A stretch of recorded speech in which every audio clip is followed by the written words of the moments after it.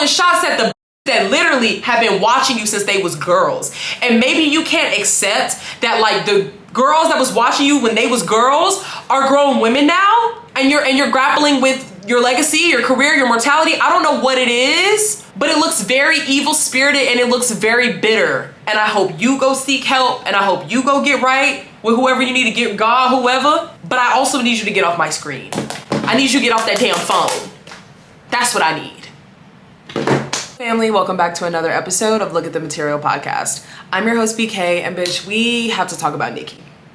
Yeah, we need to talk about Nicki Minaj. Like, shit's getting out of hand. I've had a lot on my chest about Nicki. There's been a couple videos that I put out related to women in hip hop that I've sprinkled a couple of my thoughts. But with her most recent beef with SZA, of all people, it's time that we have a family meeting and we discuss Nicki. As you can probably tell, I've been gone for a couple weeks. So much has happened. Dot and SZA have been on their European leg for the GNX tour. Clips has dropped. They've had an incredible album rollout, and I've been like in the background just consuming and watching and just really seeing how a true rollout is supposed to happen for a beautiful and polished body of work. Morgan and I are probably gonna do some reaction content to Let God Sort Them Out, so stay tuned for that. And actually let me know what type of content you want around the clips dropping, because hip hop is back, bitch.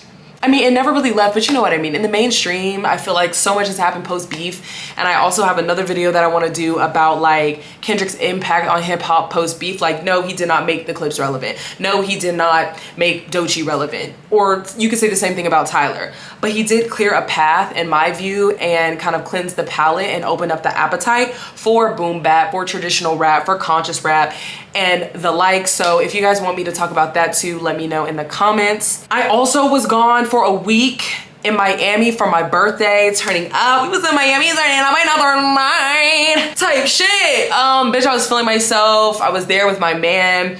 It was an incredible 6 days in Miami, Hollywood, Coconut Groves, Little Havana. Like, we went all over the place. I definitely wanted to be on the beach for my birthday, and that I was. Period. Lastly, I have been on the Nicolandria train. I'm a part of Nicolandria Nation, Nicolandria Hive, stand the fuck up. The most vindicated fan base in reality TV show history, dare I say. Dare I say. Hottest, most sexiest, most steamiest, most romantic couple, other than Shelly and Ace. Okay. So I have been busy with like just running my mouth on TikTok. One of the contestants actually reposted one of my TikToks, and I hit my first 1 million viewed video. Some applause, yeah. So I've been running my mouth on TikTok since I haven't had time to really like sit down and make a long form video. I have just been pooping out short form content, kind of getting back in the groove with that. So definitely go follow me on TikTok right now. And while you're at it, just go ahead and subscribe to the channel, bitch.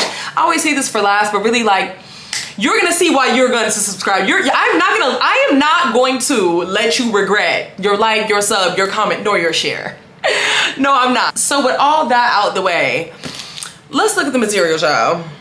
So in talking about Nicki, I feel like a few years ago, you really had to tread lightly, and honestly, rightfully so. In terms of her legacy and her contribution to the culture, to pop, to hip hop, to paving the way for the modern girls to really shine, you have to give Nicki her 10s. You have to give Nicki her 10s.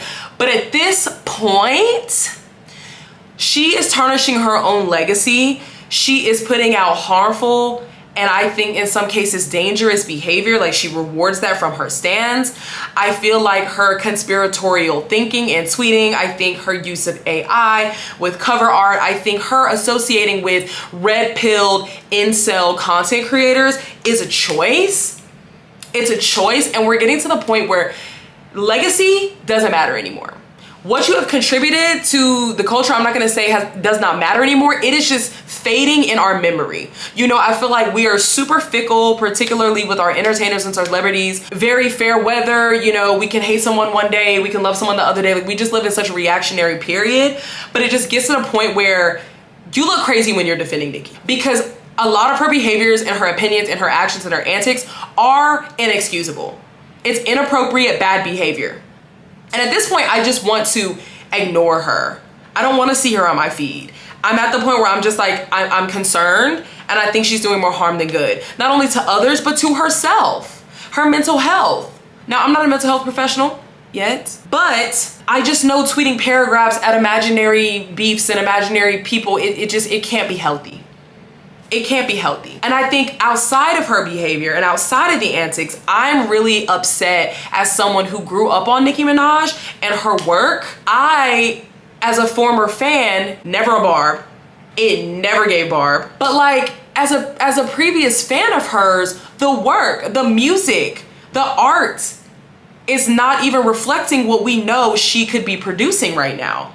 She is not aging gracefully in terms of her career. Now, if she just wanted to sit up there and be a diva and be a bitch and be a cunt, so what? But she was still popping it in the best way and like putting out timeless music, showing us perspective in the writing, actually putting out full-throated disses. I would be able to sleep easier with that because we know a lot of the greats were divas. Are divas, whatever. It doesn't excuse doxing and, you know, feeding your sycophants and all this. It doesn't excuse bad behavior. But what I'm saying is with the whole fickle nature of the media ecosystem, the creative ecosystem, if you're producing really well, people can kind of forgive a lot of your fucked up transgressions. Ask Chris Brown. Moving on. So I just want to briefly go through a couple things that I feel like I have been witnessing for some years now. But when I saw her going off on SZA seemingly unprompted, I was like, it's time to really wake some of this shit up. Again, I don't want it to be lost on people that I do recognize her legacy as a woman MC, right? Her impact on my youth personally, and her impact on some of our favorite girls like Doja, like Doechii, like Ice Spice. So many of the women that are rapping right now. She was the top bitch. She was the main girl. She was the head bitch in charge. She was like one of one. The hair, the outfits, the makeup, the rapping style, culturally iconic, culturally ubiquitous. That's not lost on me.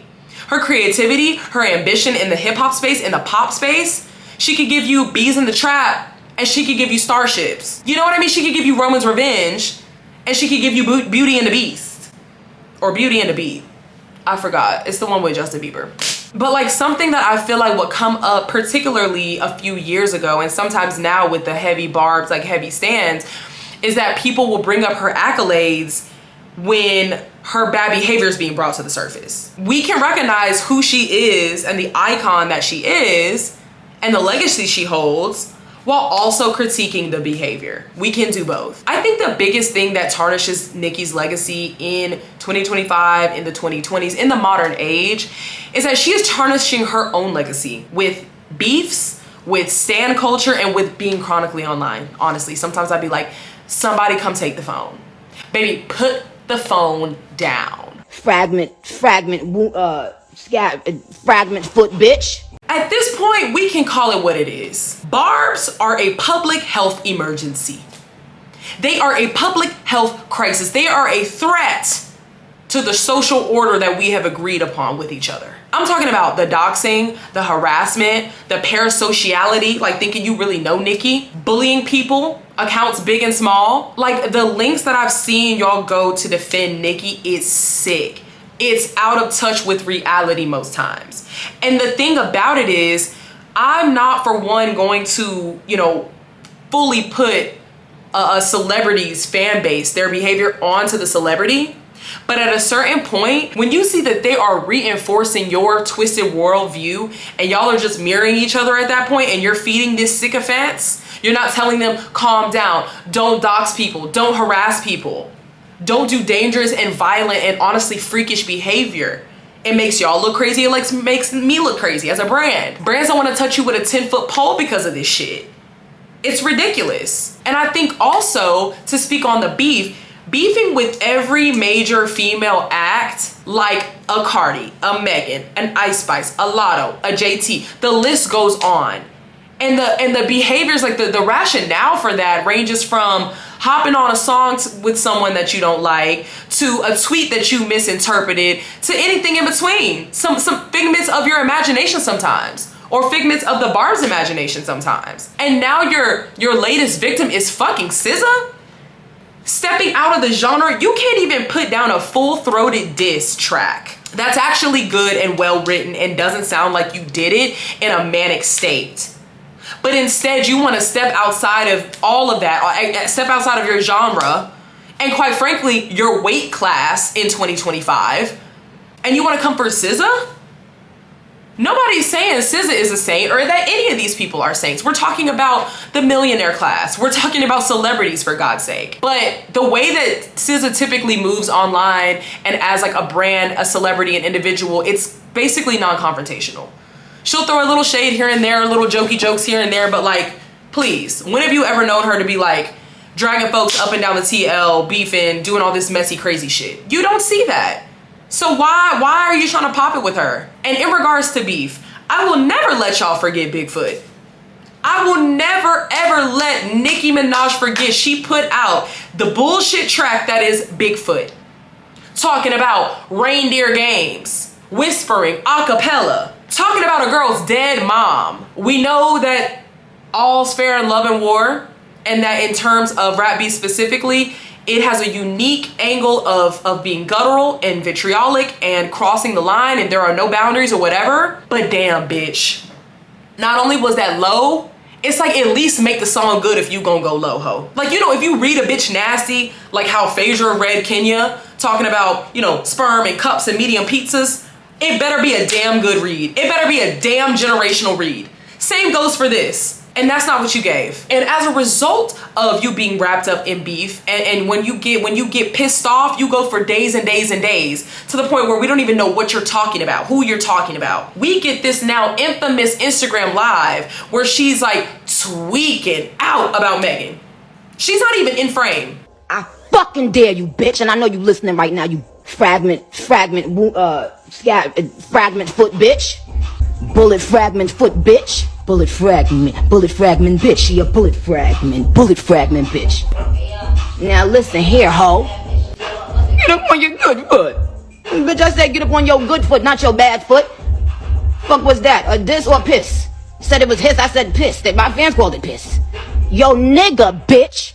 Said all that shit about you, ho. Yo ex-nigga that just was around you all that. Y'all mad because y'all don't have somebody that loves you and stand 10 toes down behind you. So you bringing up 30-year-old teeth when this man was a 15-year-old child. You bringing up 30-year-old teeth because no man has ever and will ever fucking love you. That's how viscerally impacted you were over this girl's what? Talent, success, confidence? What? Good putty cats?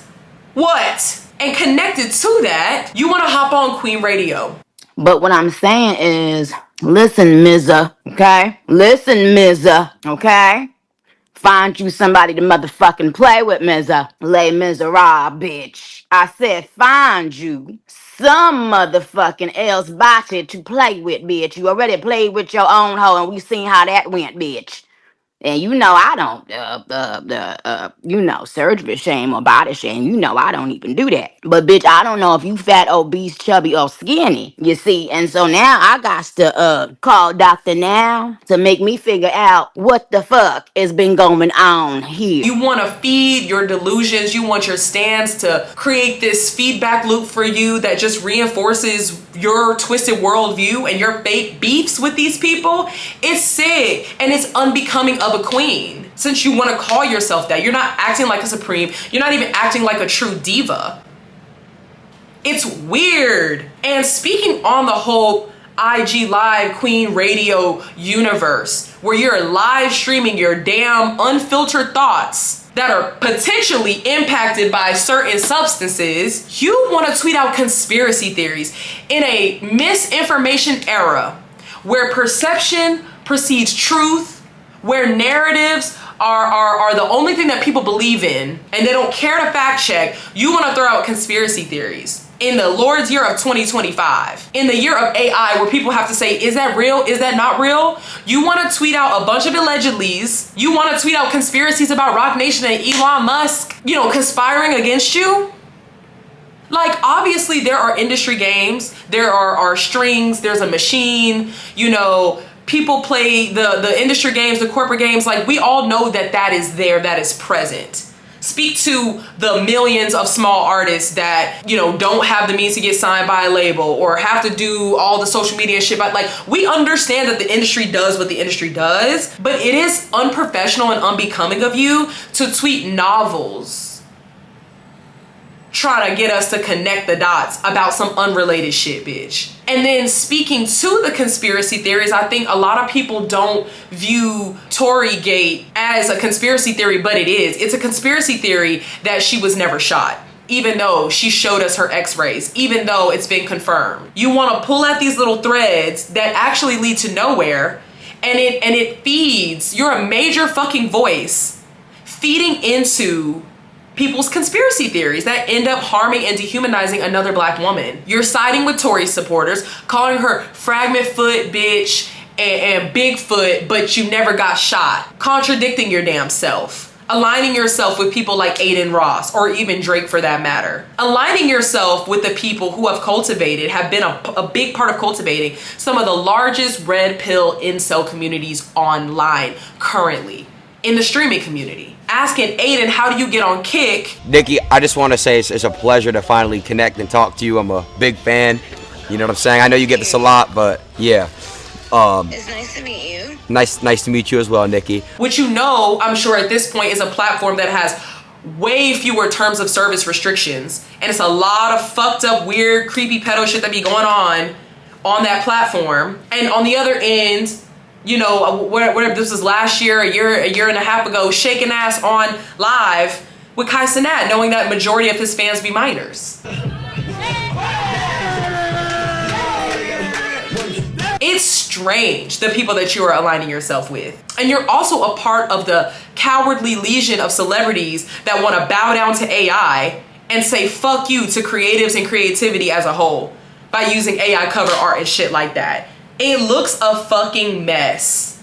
And you should be ashamed.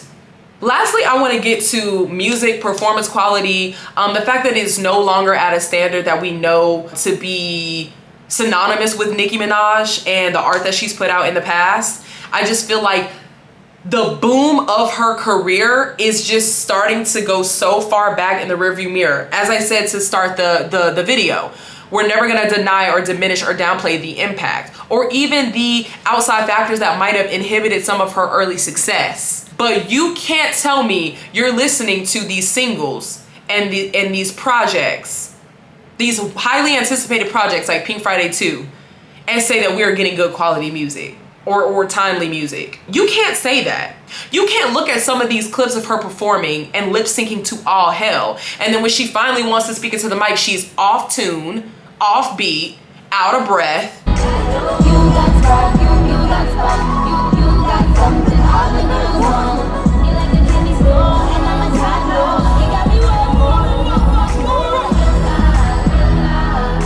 It's unacceptable.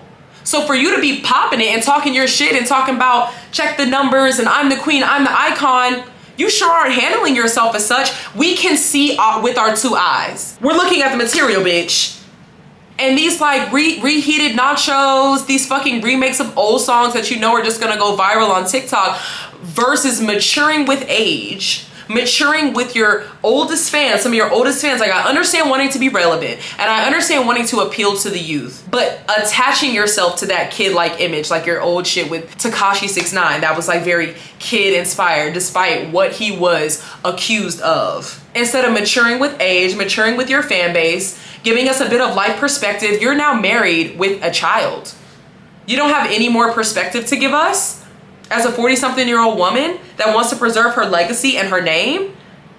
Instead, you want to stand 10 toes down behind that nigga that you're with, Kenneth? And to my point, if you want to beef with bitches, let's put a full-throated diss track on the books. Or keep it on the playground, bitch. His was a top to bottom phenomenal diss. And I know that the shots in that song were not just at Nicki. You know, Drake got whacked too, and a couple of you other hating assholes too. But we know that Megan was saying, bitch, I am the new Supreme. You look a fucking mess. You're speaking on my name and you don't look like this. You don't sound like this. Your pen not sharp like this. And you're mad about it. And you have bigger fish to fry in your interpersonal life. It reminds me of Kendrick being like, this a long life battle with yourself. It's above me now, ho. And you, Drake, and Wayne have put a terrible representation up for Young Money. It has aged like spoiled milk, ho. Lil Wayne partnering up with Morgan Wallen on a remix. Speaking of Morgan Wallen, hard ER, speaking ass motherfucker, Drake wants to align himself with that nigga too. and Aiden and DDG, doo-doo garbage, aligning yourself with Tory Lane supporters. Nicki, you diving behind abusers and shit, standing behind the harassment and doxing of black women. Give me a fucking break. It's unacceptable. It's loser ass behavior. And I said what I said. It has to be said. And in the spirit of beefs, with another bitch you fucking shatted on and beef with, even though she looked up to you, Lotto, even though I got some thoughts and words and opinions for you too, ma. But that aside, in the words of Lotto, do you rap or do you tweet? I can't tell. Get in the booth, bitch. If you want to beef with Cardi, if you want to beef with Megan, if you want to throw shots at Doechii, I don't know if she really did, but I'm sure it's soon come. Throwing shots at the bitches that literally have been watching you since they was girls. And maybe you can't accept that like the girls that was watching you when they was girls are grown women now, and you're grappling with your legacy, your career, your mortality. I don't know what it is, but it looks very evil spirited and it looks very bitter to go for the young ones. When they're currently producing better than you, when they're currently out rapping you and standing on 10.